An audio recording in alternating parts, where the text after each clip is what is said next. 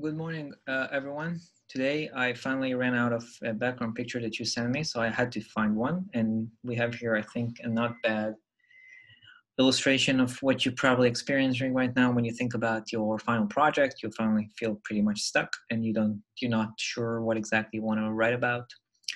For that, we have office hours. You are very welcome to come and talk to me, and we can think about it, and I can try and help you come up with what you want to write about or some ideas about what you want to write about and how to think about that. So that's one point. Two more things related to that. If you have not or you have yet to send me your topic for the final project in the group that you're writing with, please do that as soon as possible. I want to know that everyone is at least on some phase working on that. Second, I asked you to send it to me by last Friday, and we are learning about a few more topics from that date. So today, as well as there was Tuesday, as well as today and next week. So if you want to change your topic to either one of those issues, things like terrorism, and next week we're going to talk about modern technology and warfare, then you are welcome to do that. What I'm asking you to do is just let me know if you decide to change your topic. So there's no problem in that sense. Those are my introductory comments for today. All right. So we'll finish the discussion about terrorism today. Just a quick reminder about Tuesday's lecture. I introduced the topic of international terrorism overall, beginning with the discussion about whether it's actually an issue we should be concerned about as citizens of the world, as citizens here in the United States, and then for our more restricted purposes as people that study those topics. And we show some evidence why is it important, different elements of that. Then I talked about the issue of definition and the complexities of defining terrorism. How does the governments look at that? How do scholars view terrorism? What do scholars try to avoid from? Issues which are more contested, concepts which are more contested, such as legitimacy. And then the public perceptions of the public definition of terrorism and how is that different from others. And after we finished this discussion, I went to a much longer discussion about motivations or the causes of terrorism using three theoretical approaches, talking about the strategic approach, which relies on the rational choice model, and using this approach to explain why people decide to engage in terrorism. With the bottom line is that, according to this approach, terrorism is a rational choice intended to accomplish some political objective. Then we talked about the organizational approach, which complements some of the problems that the strategic approach is unable to answer, and then looking at more at the internal dynamics of groups and how that leads to terrorism. And finally, I talked about the individual level approach, which again complements some of the challenges of the organizational approach. And that's how the different ideologies or belief systems leads to the adoption of terrorism. So if you have any questions about that, if you decide you want to use those topics for your final project, you are more than welcome to talk to me about that over email or over the office hours, of course. So let me know. Let's shift gears. And today we complete this discussion. And we'll focus first in the first half of the lecture. I'm going to talk about the effects of terrorism in different areas of research and areas of our lives. And then we're going to shift gears and talk about counterterrorism, talk about the different tools that governments have to oppose those kinds of threats and when they're more likely to be successful, yes or not. So we begin talking about the effects of terrorism by discussing political effects. And the research overall addresses two overarching questions or two central puzzles. The first relate to the question of do terror attacks increase around election time? So some anecdotal data for that shows that for a set of countries in the world in 2004, those countries have experienced about 407 terror incidents. Now, for those same countries in 2005, when those countries went through an electoral process, they actually faced over 750 terror attacks. So that can provide us some hints whether does the election process in those countries actually is the reason for more terrorism, yes or no. That's just like as a motivating idea about this question. The other question we're going to address in the second part of when it comes to political effects is how terror effects affect voting behavior, which is one of the main implications of political behavior in that sense. Okay, so let's start with attacks around election time. So there's two possible mechanisms or options for terrorism around elections. One can be attacks that takes place before the elections. Those kinds of attacks are intended to affect the process. As an example, we have parliamentary elections that took place in India in October 1999. And if we look at the year before that, all the way from January 1999 all the way to the elections, and we can see that there's a gradual increase in the number of attacks. So 31 attacks in the first 6 months of that year, and then in the 3 months before the elections, there was 53 terror attacks, and in the evening of the elections or the day of the elections, there were 11 attacks. So an increase in the number of terror attacks as the elections get closer. Another possibility is terror attacks or violence after the elections, and the goal in this case should be protest on the results or the outcomes of the elections. And the example in this case is events that took place in the Philippines in May 2007. And as you can see, the number of attacks following the elections, again, substantially grew. So those are two possibilities when it comes to an increase in the extent of terrorism around election times. Now, when we think about it more from a theoretical standpoint, and the different regimes that engage in elections, we could think about two possible ways in which the election process affects terrorism incidents. The first focuses on the regime structure and the domestic institutions. In democracies, the democratic process allows for the creation of non-violent channel to express grievances and concerns. So the members of the public who has any kinds of concerns about the current events in the country are able to express them in a non-violent manner. So that leads us to expect that around elections time, because I can express my grievances in a non-violent manner, there should be less attacks. However, the other possibility is that elections represent more turbulent times of increased instability, because there's a potential turnover or change in the leadership, and the country is less stable in that case. So if I have some grievances against the current conditions, I have incentives maybe to express those grievances in a more violent manner. So the expectation in this case is that elections will actually generate more attacks.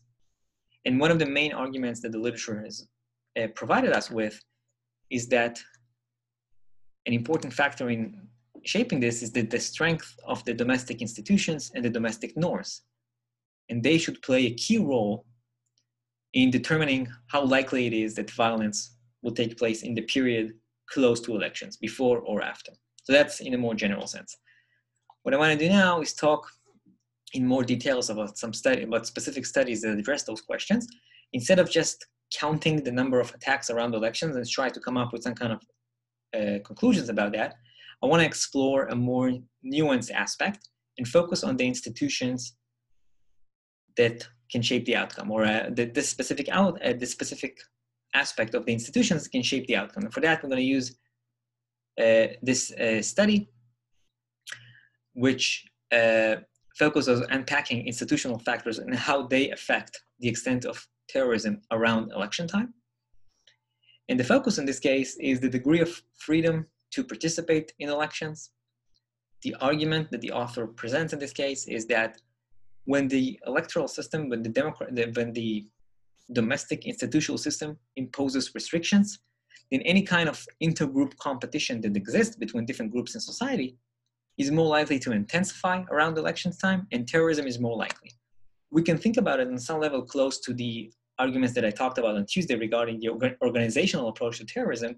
I argue that when the environment in which terror groups operate is more dense, there's more competition because they want to stand out, so there's more violence. Similar to that, when there are restrictions on participation, there's a lot of different groups in society. They try to fight for to stand out and make sure that their interests are being accepted or promoted by the government. So there's more competition, and that may lead to more violence. That's the idea in this case. So the author presents the concept of permissiveness, and she measures this permissiveness, which again relates to the restrictions argument, by measuring the elections threshold, which is the certain proportion of votes that a party needs to get in order to be part of the parliament. Higher electoral threshold makes it much harder for small parties to get in because you need a lot more votes. And she also measured that whether the country has proportional representation or not. Now, proportional representation more directly relates to offering a lot more freedom to different groups to have their voices heard. Because if we compare, for example, the system in the United States to the system in Israel, for example, so in the United States, we have two big parties. So if you are trying to promote different ideas for your social group, whether they are related to economic goals or national security issues, you have to align yourself with some party. When you have a proportional system, there's a lot more parties. So there's a stronger possibility there's be some party is going to be aligned more closely with your views. So you can vote for that party and have your vote more directly part of the system. And you don't have to compromise on some of your values in this case. That's one way to look at that. So proportional systems are more representative in this case compared to other types of systems. So what does she do? She collects data in Europe, democracies in Europe in the second half of the 20th century, and she focuses on domestic terrorism because transnational groups such as Al-Qaeda care much less about those kinds of institutional factors when it comes to their planning of terror attacks. So it's more like terror groups such as groups that operated in Europe, in Western and Central Europe during the 17th and 1980s, those kinds of groups, and how they engaged in terrorism, focusing around that factor of the institutional factors. So what does she find? Overall, she finds that the closer we get to elections, and when the elections threshold for participation is high, then there's more attacks. Now, I want to talk about this specific figure because I have yet to show you this kinds of way to present result, which is actually a pretty cool way. Now, the benefits of this 3D figure, it allows us to account for multiple factors and test our quantity, what we want to actually measure. So we have here the x-axis, which measures the number of months until the next election. So the smaller values represent we are closer to elections. On the y-axis, we have values for the threshold. Higher values represent higher threshold, so less representation. And the outcome that we measure is the expected number of attacks that measures here on the z-axis.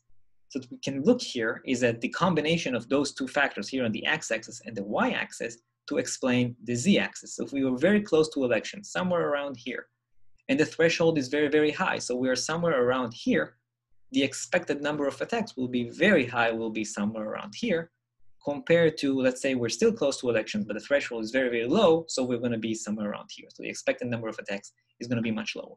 And that's what actually she shows you. So this is one way to look at the political effects of terrorism. When representation or the potential for representation is very, very low, then more competition exists and the potential for terrorism is higher. Now, I want to show you some and talk a little bit more about more evidence for political effects of terrorism incidents and whether an increase in terrorism can actually swing elections. So I'll use some evidence for that from Israel. In 1988, the elections in Israel were eventually settled by a single mandate, which is a very small number of votes difference between the two large parties at the time. And all that took place in 1988 when the Intifada, which was the Palestinian popular uprising, was raging in the streets. So there's a lot more civilian violence at the streets and also terrorism. So this is one not completely direct effect of terrorism, but the potential effect of violence and how that may affect the electoral outcomes. A more direct example is another elections took place in Israel in 1996. In those elections that took place on May of 1996, the challenger, which is current Prime Minister Benjamin Netanyahu, is won by about 30,000 votes, which is a very small number compared, of course, as you probably can guess, considering everything that's happening today in the United States. So 30,000 votes is a very low number. And this, the effect of terrorism can be mentioned here because all the time until the election took place in May of 1996, the incumbent party was Prime Minister Shimon Peres, was leading in the polls. It was the first election that took place in Israel after former Prime Minister Rabin was assassinated in late 1995. So his successor at the time, Paris, which was the incumbent when those elections took place, had relatively high support among the public, and eventually he lost by this very small margin. Now, what I'm adding to that, and that's where terrorism takes place, is in the month before the elections, during February and March of 1996, Israel has experienced a series of terror attacks which took place in the large cities, in the big cities. Attacks took place in Jerusalem and Tel Aviv, ended with more than 60 civilians dead during that time. This is an attack that took place in Jerusalem in March of 1996. A suicide attacker in a bus killed 19 civilians. An attack that took place in Tel Aviv ended with 13 dead civilians during the holiday of Purim. Purim is relatively similar to Halloween when kids tend to dress up, and this is part of the holiday. So those were a very high number of casualties from terrorism that took place very close to elections, and in some level we can say maybe helped the challenger win by a very small margin after he trailed in the polls and in public support most of the time. Another example beyond the example of Israel, so you'll not think that I'm just a homer, is Spain. The 2004 elections were won by the opposition. That was considered a surprise win because the incumbent party at the time was again leading in the polls by a margin that got all the way to about 5% in the days up until the elections.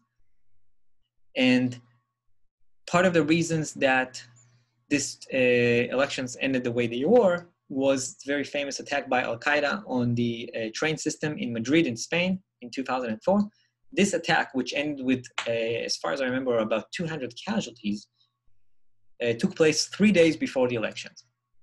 So it had some effect. Now, we cannot argue that terrorism or those specific terrorism incidents, whether it is in Spain or in Israel for that matter, is the sole reason for those political outcomes, for the change or for the swing of the elections.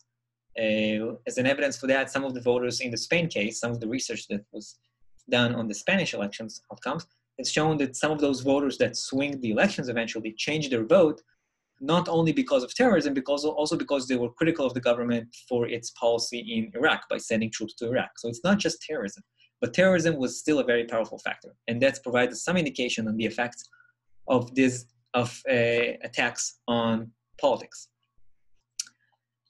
So the question here, let's move away for a minute from the real world example and talk a little bit about the more research aspect question of it, is how does terrorism affect citizens' electoral preferences? And there's two potential mechanisms in this case. The first is what's called retrospective voting. Under this mechanism, voters will assess the government based on its past action and vote accordingly. So I'm going to support the government in the elections if I think the government made a good job in the issues that matter to me, and I'm going to support the opposition if I don't think that. And this, which means that I'm going to either reward the incumbent for good actions according to the way I view that, or punish her. For our purposes of terrorism, we can view that a terror incident in the past is viewed negatively, so I'm going to punish the government and vote this prime minister or president out of office. And the events in Spain are an example for that. The other mechanism that we have is what's called valence theory. According to valence theory, which is a very vast theory, and I'm not going to go into details now, I'm just going to talk about our specific context. Some parties have advantage in certain policy areas. So for our purposes, right-wing and conservative parties are usually viewed as more dominant and more effective when it comes to national security issues. Similar to that, left-wing parties and liberal parties are viewed as more effective when it comes to economic issues or social issues. So again, coming back to our debate,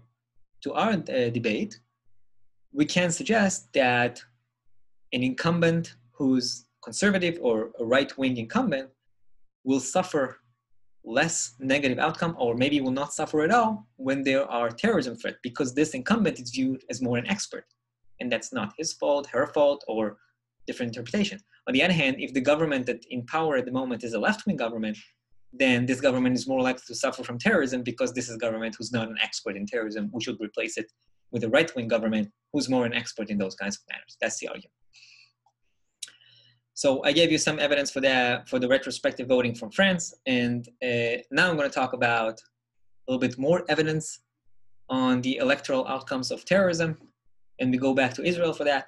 And I want to talk about a more wide-scale threat, which is the threat of rocket launching, which has been the most prominent terrorism threat that Israel has faced over the last 15 years. And when we think about the question, why do we use rockets from multiple angles? So for the terrorists themselves, the use of rockets is intended to accomplish one of the most important objectives of terrorism. Reminding you again, one of the most important political objectives of terrorism is to create wide-scale fear among the population. When the terrorists are using rockets to launch to certain population centers, they're creating a much wider, maybe call it wider umbrella of fear among those people. Because if there's a threat of somebody firing rockets on Cold Station or Bryan, that anybody that lives in those areas is under the threat. It's not a specific threat against some building in some specific place. It's a very wide-scale threat. So that makes a lot of sense for the terrorist.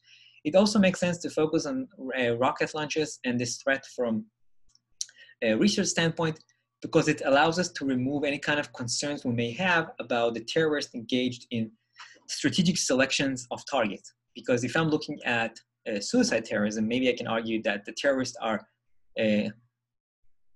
focusing or their intention is to blow up the bombs in a certain place in which they know what the political effects may be. If we're using rockets, rockets are a lot less accurate.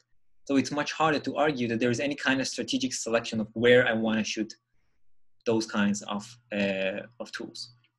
So that's why the use of rockets. Before we go into the specifically to talk about the research and the political effects of this, I want to give you some background about this, because I want to make sure that you are aware of what does it mean to face those kinds of threats. So the threat of rockets has emerged in 2001 during the Second Intifada, the Palestinian Popular Uprising. It increased or escalated substantially after 2005. In that year, Israel disengaged from the Gaza Strip. So all those settlements that I talked about last week when I talked about territorial disputes, remember I talked about the Israeli settlements in the Gaza Strip. So they were evacuated, and the Israel military forces left the Gaza Strip, and the Palestinians had complete control of that area. And also at that time, the security fence, which was built around parts of the West Bank, was completed. So it was much harder for the terrorists to infiltrate Israel and plant bombs or use suicide attackers in central places of the population. So they reverted, talking about substitution, like I mentioned on Tuesday, they have turned to the use of rockets. Those threats have substantial economic costs. That means the closure of businesses and schools when the threat increases. There's more tensions between the Israelis and Palestinians than those who live nearby, where they're under the threat of the rockets, have to close businesses, have to close schools. That has clear economic cost. There's a strong fiscal pressure in order to account for the damages when attacks takes place for the localities around the Gaza Strip. So this is just some of the economic cost. A more severe cost that has been documented are psychological effects, psychological costs for the population that lives under those threats. There's evidence for a high degree of PTSD among kids and higher degree of violence among kids that lived in those areas. So kids that are exposed to those kinds of threats on an everyday basis exhibit higher degrees of violence towards others, and even PTSD, which is less common among children. Anxiety and depression are very prevalent among adults in those populations. So the effects are very, very substantial. I want to give you a little bit better sense of the threat itself. And for that, I'm going to place this map of Israel, and I'm going to leave this kind of way to look at the slide. Just a minute, I'm sorry. Because I just want to zoom in. So, sorry. Here is the map of Israel again. What we have here is the Gaza Strip, which I talked about last week. And that's where the majority of rockets are shot from. All the rockets are shot from the Gaza Strip. And what you see here in those circles and in those small figures here is time. And the time that you have here is the time that you have once the system, the alarm system locates that a rocket has been fired until a rocket hit. And as you can see here, all of them are in second, which means all of this live in this smallest circle around the Gaza Strip. And I don't know if you remember, but I told you that my mom lives in a small village somewhere around here, has somewhere around 10 seconds from the second that the alarm system or the warning system identifies the launch of a rocket to find shelter. Now, because those rockets are fired not in a very direct way, they are fired in a more general way to center of population, then anybody that lives in that area is under threat. So anybody that lives in the city of Ashkelon, which is a small city, a little bit smaller than College Station, I think, or pretty much about the size. No, it's smaller than College Station. Has about 10 seconds to find shelter when those rockets are fired, all the way through Tel Aviv, which you have somewhere between 30 and 40 seconds, which is a very small amount of time. Now, because I want to ensure that, again, you are aware of, and those distances, of course, and those types of, the distance depends also on the type of rocket. This has been developed further, but I don't want to go too much in details about that. There you go, we went back to that. I want to get you a sense of what does it mean in order to make sure that you understand the threat, and then we'll talk about the political effects of those threats. What does it mean to live under those kinds of threat in your daily lives? So I will leave this for a minute. And now I will share something else with you. Not this screen. What you see here is a short clip from the city of Sderot, which lives right about on the verge of the Gaza Strip and has been facing this threat of rocket launches for the last 20 years. So just it's a very short one. Just make sure that your volume is okay for that.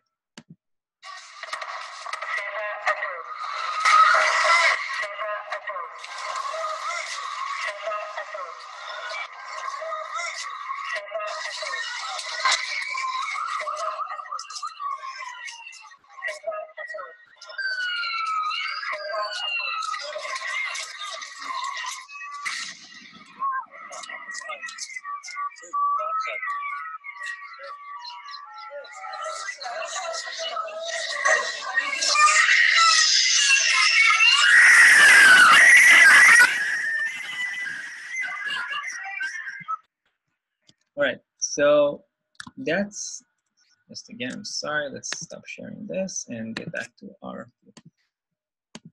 So this is the life under this threat of rockets, the city where the video clip that you have here. And if you want to watch that while you are on this, you can just press the, this one here, it's the link. That's what this threat represents on a daily life for those people. The city of Sderot, where this video clip is being has been taken from, is somewhere around less than 5 miles away from the Gaza Strip border. And they have been facing this type of threat almost on a daily basis for the last 20 years.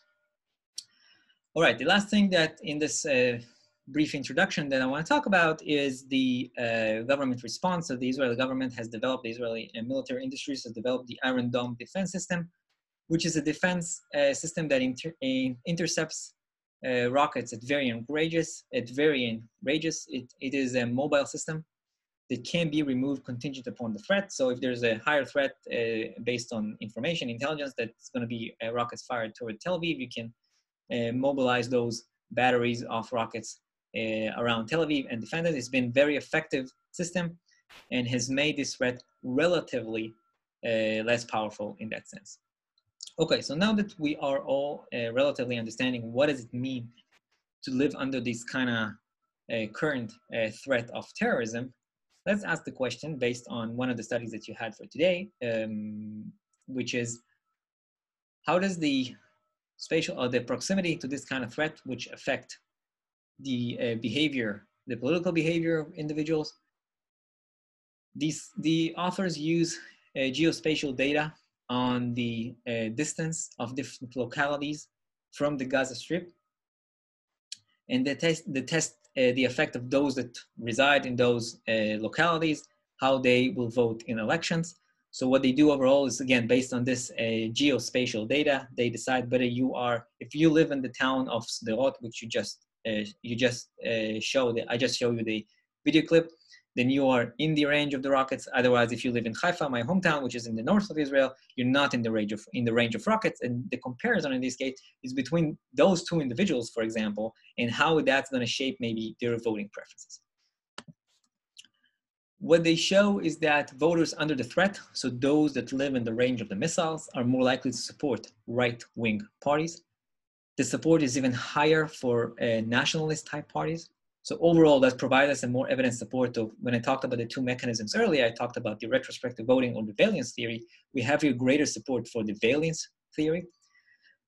They find an effect which is not small. In the data, it's anywhere between 0.2 to 0.6%, but that, when that translates in reality, it translates to about anywhere between 2 and 7 parliament seats. Reminding you again that the Israeli parliament composed of 120 members, so you need 61 members for a majority, and 2 to 7 seats is a very substantial number. Finally, they find that the incumbent does not suffer punishment from this kind of threat when the incumbent is a right-wing party. And this is an important one because ever since this threat has begun in the early 2000s, almost all the governments that Israel has instituted at the time over the last almost 20 years has been right-wing governments.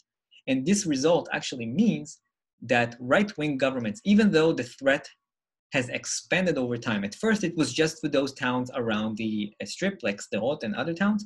It has gone all the way, almost all the way to further north than Tel Aviv as a threat. So the threat has expanded over time, but the government did not pay any political price for those failures. And this is an important finding in terms of those effects. All right, so switching now from political effects, I want to talk about social and psychological effects of terrorism. When I talked about the definition of terrorism on Tuesday, I talked about efficacy, and one of the important factors for a terrorist was to create a psychological effect, to create negative emotions among the target population. And it's not just creating those emotions among the victims of terrorism, but creating a more wide scale of negative psychological effects among the population, the target population. So we're not trying to just create fear among the population of POLS station. If there is a threat on POLS station, we're trying to create fear among the entire population of Texas and the United States. All right, and we have here examples for some of the more famous terror attacks. So this is the attack that took place in England in the 2013, I think, if I remember correctly, in Manchester. This is some of the events that took place in Israel a couple of years ago. And of course, the famous pictures from 9/11. All right, so anxiety and fear anxiety or fear are one of the most dominant types of psychological, emotional reactions to threats of terrorism. Those kinds of emotions have negative implications, including limiting cognitive capacity, because we tend to focus on the threat, and that can be detrimental to cognitive tasks such as information collection, information processing. There's also increased sense of uncertainty when we're facing fear and anxiety, as well as a tendency to engage in a more risk-averse behavior, because we're trying to prevent those acts that create those fear for us. Now, the events that happened in 9/11 has provided with scholars with access to a lot of individual level information to evaluate those kinds of mechanisms. And I want to talk about this Hadi et al. Paper. They collected data using public surveys after 9/11. Their data was collected very close to the event, so somewhere around October 2001, those surveys were collected, October and November. And they tried to test how the events that took place on 9/11 affected individuals' perceptions of terrorism or concerns about terrorism. They found some effect for individual level factors such as gender, education.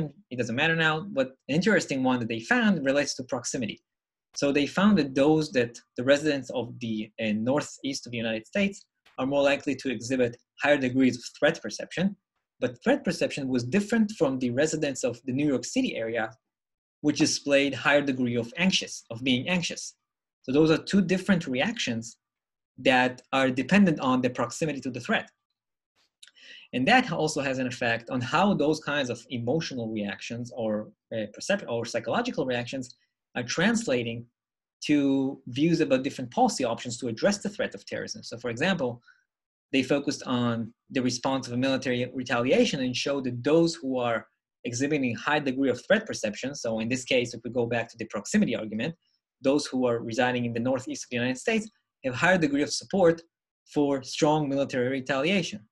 However, those who are high on the anxiety scale, those who live in the New York City area, actually exhibit higher degree of support for the president. In that case, it was Bush. So the idea is to measure those psychological as well as social effects of terrorism and how those are translated to different types of preferences when it comes to policies to address that. And that leads me to another, actually the last topic when it comes to the effects of terrorism, and that's how do reactions to terrorism affect support for certain policies in the context of what's called the civil liberties and security debate. And the essence of the question is, how much are we willing to sacrifice in terms of our human rights or civil liberties in order to enhance national security? So this is a study by Davis and Silver from 2004, and they focused on how do different threat perception affects on on the public's willingness to concede some of their privacy or human rights in order to enhance national security. They collect data from a little over 1,000 respondents. Also, you see the time frame, November 2001 and early 2002. They also account in their experiment/survey for the levels of trust in the government. So if you trust the government, you may be willing to concede more of your privacy in order to enhance national security. So this is just some of their findings. And what we see here, if you go over those different policy options, this is different policy options. This is the proportion of support for national security, and this is the proportion of support for civil liberties. So overall, we see that there's not insignificant amount of people that actually are willing to concede a lot of their more general description of civil liberties in order to enhance national security. It's 45% of the respondents. If you go to more specific types of policies, we can look at a very high number of supporters for detaining non-citizens, which means we keep them in under arrest without trial. 47% of respondents, a high number. 34% of the respondents support monitoring of telephones and their emails, which are very directly related to issues of privacy and human rights in order to enhance national security.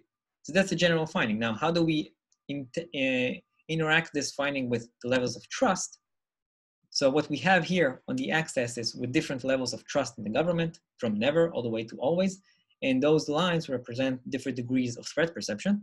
So the bold line represents high degree of threat perception. So for that matter, if you're looking at individuals who are trusting of the government most of the time and are very concerned of the threat of terrorism, their extent of support for the civil liberties part of the discussion is about 44%. If you are less concerned about terror attacks, then your extent of support for liberties is much higher, about 56%. So we see that once we go into higher degrees of trust in the government, then there is very clear differences in the extent of support for either national security or civil liberties, also dependent upon the threat of terrorism. So this is an important aspect in terms of how does terrorism has an effect on us from a psychological standpoint and how that translates to different policy preferences. Okay, so that's the first part of the lecture today. I'm going to move to the next one, which you're going to focus on the question is, how do governments counter the threat of terrorism? And the main puzzle that's addressed in this entire very big research area is which counterterrorism tools are the most successful, why some tools are more successful in one place but are unsuccessful or failure in another place, and overall, how can governments counter the threat? So in terms of definition, what you have here on the screen is a definition, is one potential definition for counterterrorism: practice, tactics, techniques, and strategies by which various arms of the state combat or prevent terrorism. And the first challenge that we face when we think about terrorism from a research standpoint, but also from a policy or practical real life standpoint, is how do we define, how do we measure success? What does it mean to introduce or implement a successful counterterrorism policy? So there's a couple possibilities for that.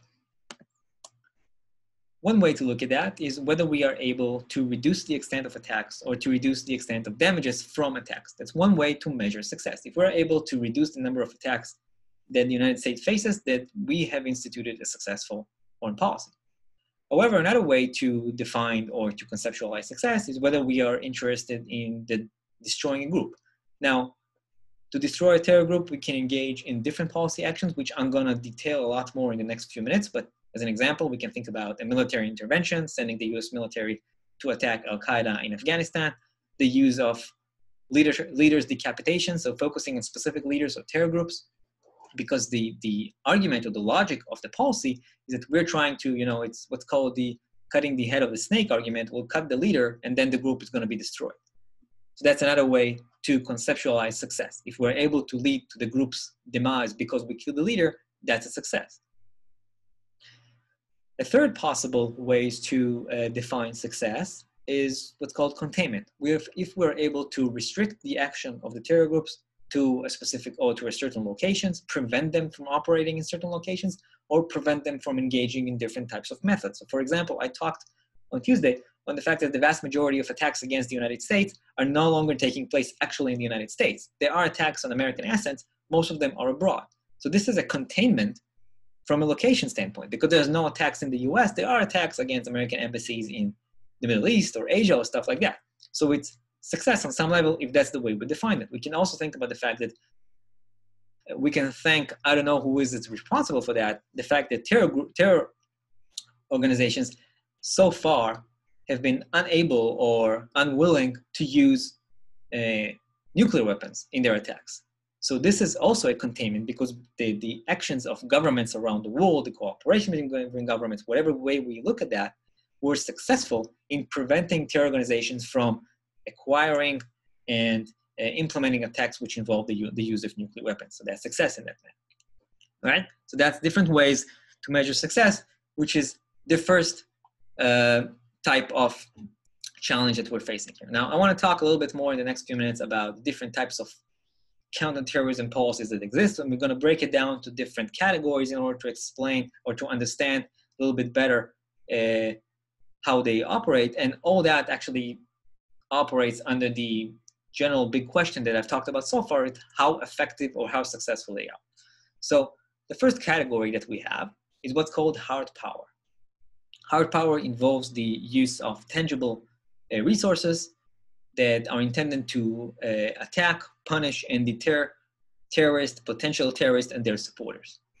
The tools that are used in those kinds of policies involve military or police types of forces, drone strikes, military intervention, military occupation, special forces raids, any kinds of policing or intelligence operations. Those are different types of policies that are implemented within this category of hard power. And this approach is based on what's called an enemy-centric doctrine, that the focus of this doctrine is to isolate and destroy the terror groups themselves. So within this hard power category, we have two approaches. The first is what's called the indiscriminate approach. The indiscriminate approach has the underlying objective of this approach is to impose substantial cost on the perpetrators of terrorism and offer benefits to those that abstain from terrorism or shift away from violence. The policies focus on coercion, which we've talked about, and it relies also very much on a rational perspective. So that is, we are implementing different policies against terrorists in order to generate high cost for them, and that is intended to persuade them, because we view them as rational individuals, that they should not participate in those kinds of acts, because those acts, again, from a rational standpoint, are no longer maximizing their utilities. As an example for that, and I'm going to go back to this example one more time later on today, is the policy of house demolitions that Israel has used against Palestinian terrorists during the Second Intifada. The idea was that those who were suspects or there's evidence that they have engaged or participated in terrorism, their homes were demolished. So that's imposing a very clear cost, a very clear price for those that decide to engage in terrorism. And the idea here is when we talk about an indiscriminate approach, that everybody that is supposed to be part or supporter of terrorism, their house will be demolished. And we'll talk about this the effectiveness of this in a few minutes. There are other types of policies that can be used and fit this approach of indiscriminate approach for counterterrorism. One is mass surveillance that includes different types of actions, such as taking fingerprints from visitors. Everybody that goes into the United States has to go through this process. This is an indiscriminate process. I'm sure there are some that don't have to, but the vast majority of visitors into the United States have to provide their fingerprints to the American government. So that in that sense, this is an indiscriminate type of policy. We also can think about the use of security cameras. Security cameras collect or track or provide surveillance over everybody that's within the vicinity of those cameras. It's not very discriminate policy. the main problem with these types of actions is the potential damages to aspects of civil liberties and human freedom. The more famous type of indiscriminate policy is military interventions. Those kinds of policies are intended to preempt the global reach of terrorism, and we use military force in order to kill or apprehend terrorists in their own safe havens, in their own homes, and eliminate their resources in order to prevent them from executing attacks. And the most prime example for that we have is the American involvement in Afghanistan or Iraq later on. The problem is, and that goes back to the main question that we revolve around in this discussion, is the question of effectiveness. Effectiveness is unclear for that, because some research has suggested that if we measure that in terms of the extent of attacks, ever since the beginning of the global war of terrorism on terrorism campaign, which began way back in 2001, the extent of terror attacks against Western targets and American targets has risen by over 70%. So the effectiveness of using those kinds of policy tools is very, very much in question.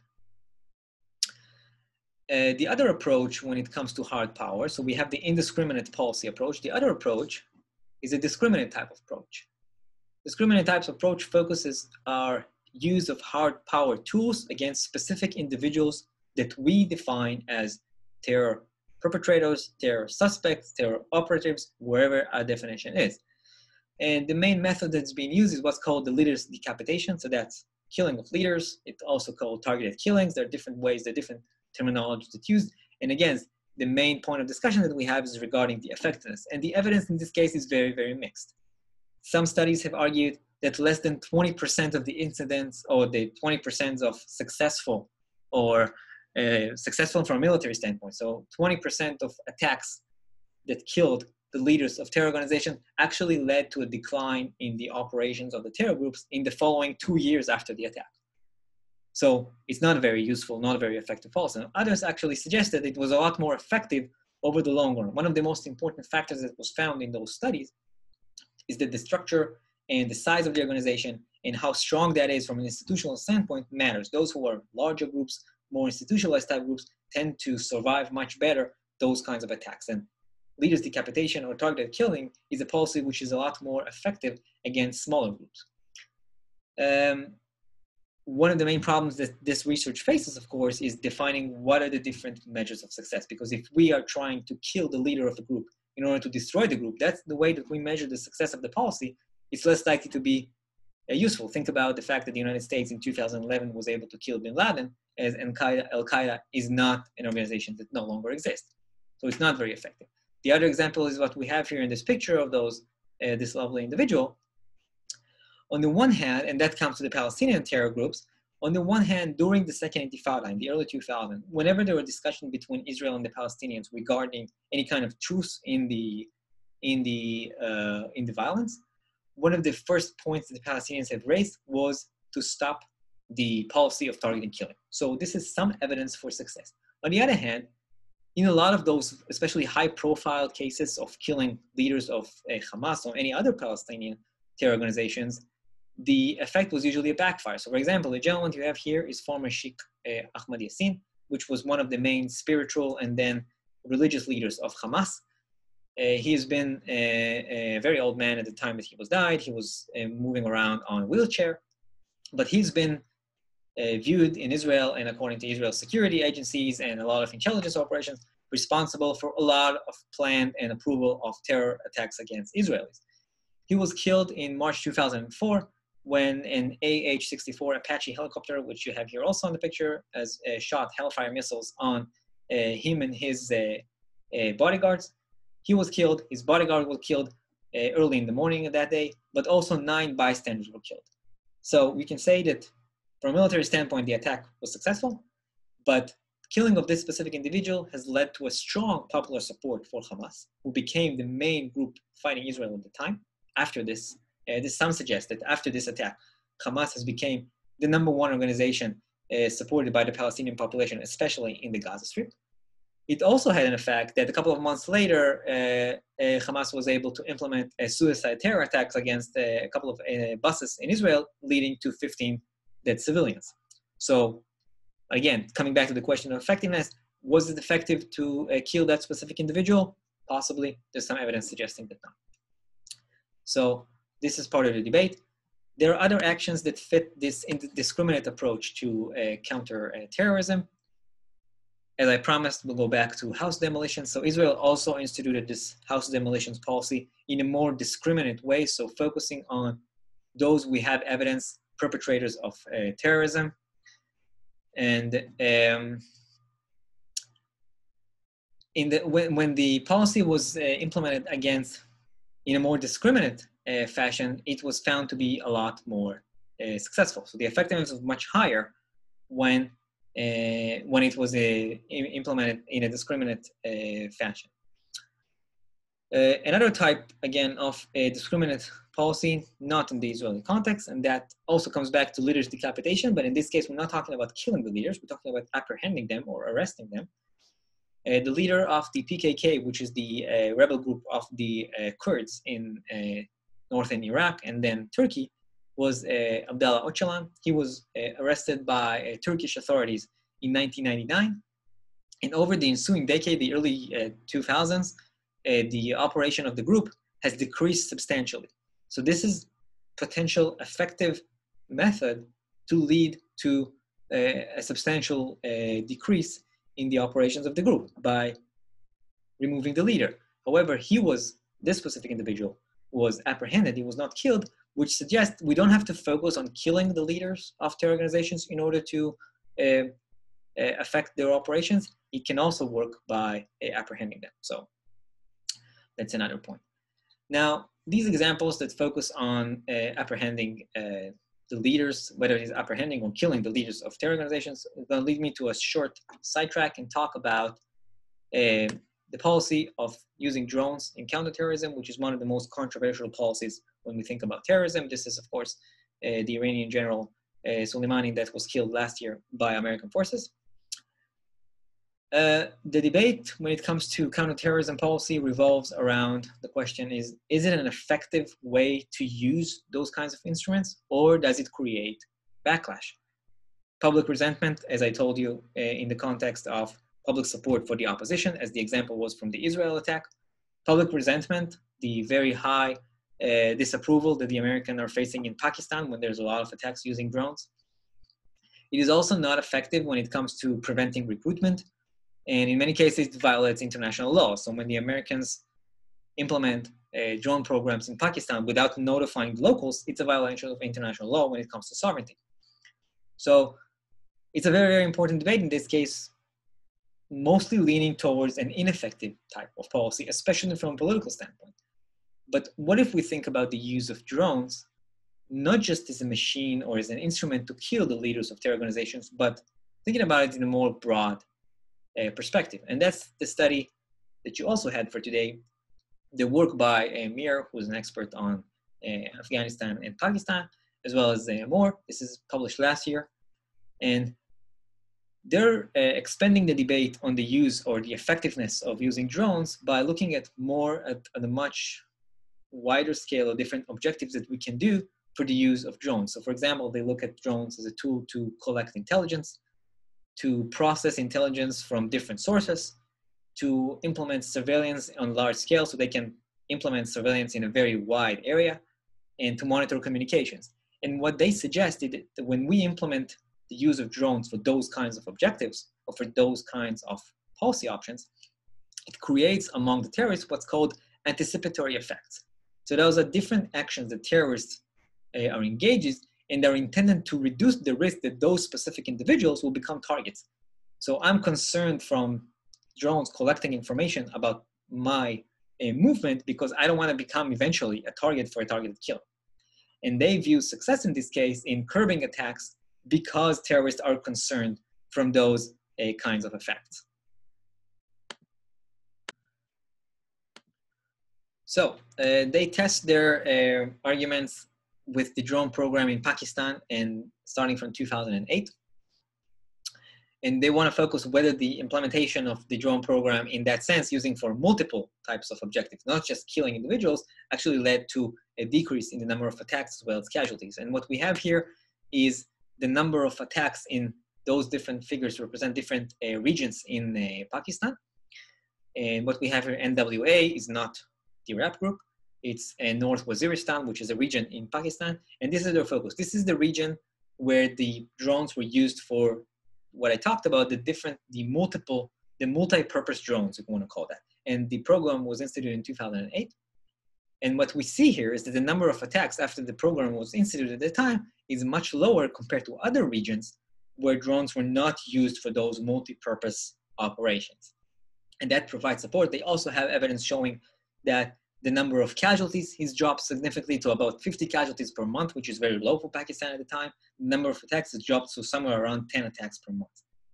So that provides substantial support for their argument. Some of the implications for that is that if we look at the use of drones as a counterterrorism instrument, if we look at that as in a more wider scale, then it's coming back to the question of effectiveness, is a lot more effective to use drones for counterterrorism overall.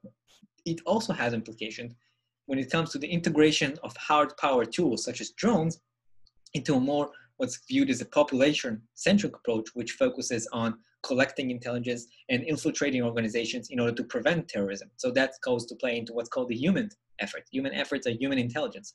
So the operations of different agents. So if we use drones as a platform that can integrate all that information that comes from those individuals, human agents, we're able to more effectively implement a more wide-scale, successful counterterrorism policy. That's the argument. All right, the other category, I talked about the first category of hard power tools when it comes to counterterrorism. There's also the category of soft power. Soft power includes indirect tools focused on population and are directed at the underlying causes that enable terrorism to grow. They include different kinds of capacity building initiatives, and they're focusing on countering radicalization. Those kinds of policies are implemented in different areas of policy. For example, when it comes to the economy, we're looking at the limiting the flow of financial support for terror groups. So multilateral or international organizations like the United Nations, establish different standards for governments or banking institutions that they have to follow. And those are intended to counter money laundering and freezing financial assets for terror organizations.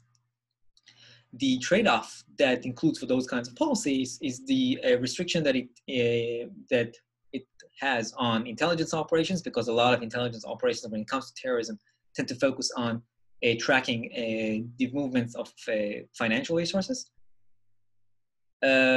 It also has limitations overall on the financial industry. And we can think about it a little bit that it may relate to the idea of the national security, civil liberties. It restricts our ability to operate in the financial sense. So that matters. The political area of research relate to countering passive state sponsorship, that some countries provide some passive support for terror organizations. And this is being used by applying diplomatic pressure on those countries. As an example, the United Kingdom has applied a lot of pressure on the United States for their silent support for the IRA. Some parts of the United States government or the aspects in the United States, as well as the pressure that the Spanish government has been able to place on France to stop its support for the Basque group of ETA. In both of those cases, those actions had substantial effects on the operations of those groups. The most famous type of soft power type of counterterrorism policy is what's called the social and cultural category. It involves the use of different CVE strategies. CVE stands for countering violent extremism, and they are mostly intended to prevent individuals from radicalizing. Their focus is to emphasize the benefits of abstaining from terrorism instead of looking like the hard power tools, which tend to focus on the cost of engaging in terrorism. Here we're focusing on the benefits of not engaging in terrorism. There's different types of programs of community outreach and engagement in the community, capacity building initiatives through youth and women's empowerment, community development. These programs aim to increase community cohesion and trust by fostering interactions and offer networking opportunities across different communities. They provide opportunities and channels for non-violent political contention. and sounding of grievances. So this provides those individual places to sound their grievances in a non-violent manner. And they serve to integrate former radicalized group members and offer them a place to participate and express their concerns in a non-violent setting. So a lot of focus on preventing this radicalization process and turning to violence. The main question in those kinds of studies and in all these policy areas, again, comes back to the question of effectiveness. They're extremely hard to evaluate, especially from a systematic perspective. And currently, one of the challenges that the researchers faces is identifying the correct measures, because there's a very large diversity of programs that are offered. However, there are some lessons that we know from the very restricted number of studies that exist, and those suggest that we should not design broad, expensive preventative programs. Instead, the focus should be on the more pointed individual interventions that are more cost-effective and are much easier to evaluate. Okay. For the last part of the discussion today, I want to go back to some of the approaches that I've mentioned when I talked about the causes of terrorism on Tuesday and discuss those approaches in the context of counterterrorism. So the first approach that I've mentioned on Tuesday was the strategic approach. The strategic approach relied on the rational actor assumption. And for the discussion now, I want to talk about, remind you again, one of the assumptions was the unitary actor assumption. We approach our point of research, or for that matter, we're looking here on governments. We're looking at states as unitary actor. Another important assumption for the discussion now is what's called the updating preferences assumption, which is rational decision makers will collect information, feedback from the environment regarding their actions. And if that feedback shows that their actions are not effective, they should or they need to update their behavior and change it for a more effective way. So those are the two assumptions we're relying on. And when we rely on those assumptions in the context of counterterrorism, that should lead us to view counterterrorism policy as a decision which is based on a deliberative, calculated process. And the selected policy, the policy that we decide to implement, is the one that maximizes the return and matches the threat.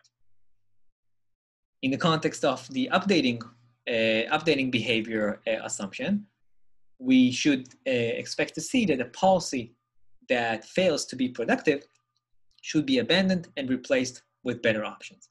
And one example for that, and that's a pretty general example, but just to get you a sense of that, is that a study from 2008 regarding Israeli actions has shown that there's when the threat from terrorism increases, then in the following 14 days, the extent of repression or repressive policy actions that Israel has implemented in that sense has also increased. So Israeli policy versus terrorism has matched the magnitude of the threat at the time, and the difference was about 10 to 14 days between them. That was the research at the time, showing again that the policy in that case was fitting to the degree of the threat. Now, let's look again a little bit more in details about a strategic view of counterterrorism, and I want to do that by talking about there it is, relaxing the unitary actor assumption, because we know in many cases it's not a very realistic assumption, and provide more room for the effects of domestic political calculations. So the main question in this context, when we think about counterterrorism policy, why do we need to spend so much energy, so much time about counterterrorism, when in most cases it's not the most significant security threat that we face as a country? I talked on Tuesday, when I started the discussion on Tuesday, I talked a lot about the fact that the evidence shows, the data shows that the threat of terrorism for the United States is very, very, very low. So why do we need to exert so much energy in designing those kinds of policies, in paying so much political capital for that?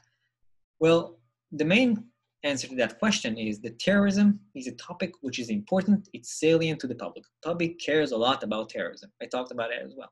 Now, at the same time, when we think about political, domestic politics, we know that politicians are highly dependent on public support in order to survive in office. If the public does not support the politicians, they're not going to be able to keep their job.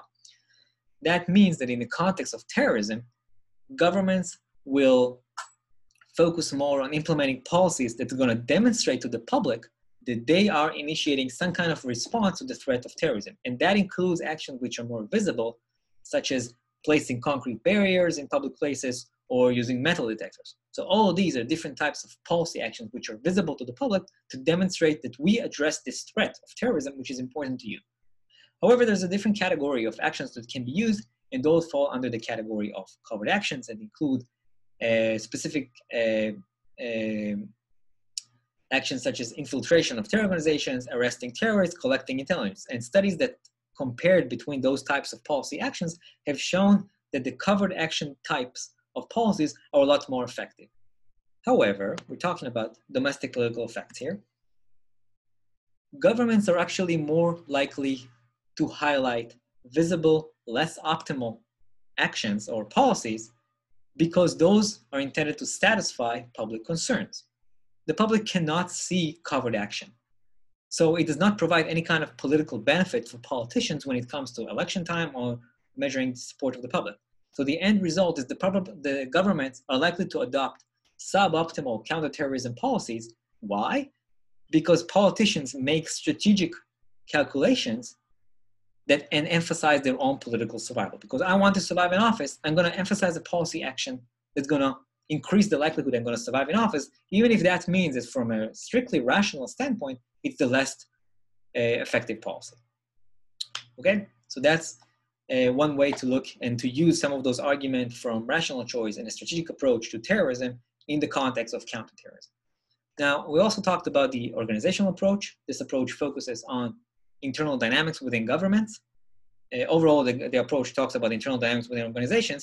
For us, it's the internal dynamics within government and counterterrorism agencies and how they affect the proposed strategies and policies. So there's different factors in this case. The first, for example, is the security structure. And the question here is, who dictates the policy? Which organizations is more powerful and their input is more important in shaping the eventual policy against terrorism, whether it is military or the government. And again, coming back a little bit to the organizational argument, the incentives for these dynamics are to exert as much influence and to ensure survival from an organizational standpoint. An agency is likely to work very, very hard to promote its own view, even at the expense of other views. And even if that means that the policy that implemented may be not the most optimal policy. And why is that? Again, coming back to the organizational theory argument, the agency, the organization has to ensure its survival. The number one assumption from this approach was the number one objective for organization is to ensure their own survival and try to exert as much influence as possible. That's the argument here. And as an example, we look at variation, for example, between the French and the British. So in France, the military and intelligence agencies are more dominant in shaping the counterterrorism policies compared to the United Kingdom, where it's more about the police force. And that explains the differences in the actual adopted policies. So the French tend to adopt a more aggressive military type approach to counterterrorism, while the British focus on more of a legal type criminal justice approach. So that provides us an explanation how different organizational elements shape the selected counterterrorism policy. Very close to that is the factor of interagency rivalry, and that's the fight over influence. The example that we use in this case is Richard Clarke, who was the head of the counterterrorism arm of the American government under the administration of Clinton and early on in the Bush administration. And in the late 1990s, he advocated for a lot more offensive approach against the rising threat of Al-Qaeda. He mostly recommended aggressive policy actions such as using special forces and direct attacks on the terror organizations. But as part of this interagency fight over the influence when it comes to national security policy and terrorism policy, he faced substantial pushback and hostility from officials in the Pentagon that rejected his propositions. So again, some policy actions that are not implemented because of those kind of organizational mechanisms. One of the more famous types of mechanism when it comes to organization is what's called SOPs, or Standard Operational Procedures. These are the standards and routines that large organizations subscribe to and tend to follow. Now, those routines have good purpose, first of all. They are intended to prevent chaos in times of crisis and ensure that members follow very simple procedures to address the challenges.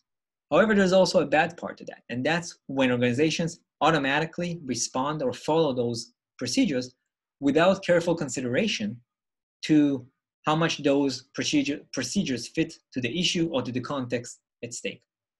And the example that we use in this case is the British Army and the conflict in Northern Ireland, what was called the Troubles. I'm not going to talk about this conflict in terms of the background and overall. If you're interested in that, there is a very interesting several parts documentary by the BBC, which you can find on YouTube. So I encourage you to do that if you're interested in that. So again, coming back to our discussion, because it's already late in the lecture as it is, the British government assumed that the colonial experience that happened before the events in Northern Ireland, which escalated in the late 1960s and the early 1970s. So the colonial experience that the British Army has been through offered clear guidelines in terms of how to operate in civilian settings. So the government did not adjust the orders when it came to facing the public in Northern Ireland and did not set a very clear objectives. So when the security situation and the extent of civilian disturbances in Northern Ireland has deteriorated, the British Army did not have any kind of clear objectives how to deal with a civilian types of threat. And as a result, what the British Army did is followed its own accepted standard operational procedures, which meant executing home raids, imposing severe curfews, and using a very aggressive crowd control measures during protest, which only escalated violence. And all that process culminated in the famous Bloody Sunday, which took place in January of 1972, when 14 civilians were shot dead by army forces during a protest against their rights. So this is just as an example for how detrimental it may be when organizations follow those kinds of procedures automatically without adjusting for the right context. And that relates to counterterrorism policies in that sense. The last approach that I've talked about on Tuesday was the ideological approach. In this case, we're looking at explaining the choice of certain policies, say counterterrorism policies, based on the state's ideas, norms, and beliefs that shape their perception of security threats. So think about, for example, the differences in the perception of 9/11 and the threat of global terrorism between different countries. So for the United States, it was an act of war. The Germans view that as more of a criminal actions or a criminal act. And for the Japanese, it was a political crisis. So those different perceptions also shaped the different responses in terms of counterterrorism policy. For the Americans, it was an act of war, so that necessitates a response with aggressive military policy. For the Germans, on the other hand, it requires a more police type approach because it's a criminal act. Now, those variations in the responses of government are a function of the different historical experiences and practices facing these types of security threat, which again, there's variation between countries. It also is related to the way that different countries perceive relations with other nations, with other actors in the international system. That's one way to use the ideological logic to look at counterterrorism. Another use of this approach is to explain how beliefs or ideas and norms by members of the public affect their support for certain types of policies against terrorism. So for example, one factor that is dominant is what's called ethnocentrism. Ethnocentrism is based on the division of the world to an in-group and out-group. Everybody that's from my similar ethnic origin is in my group, and everybody that it's not is in the out-group.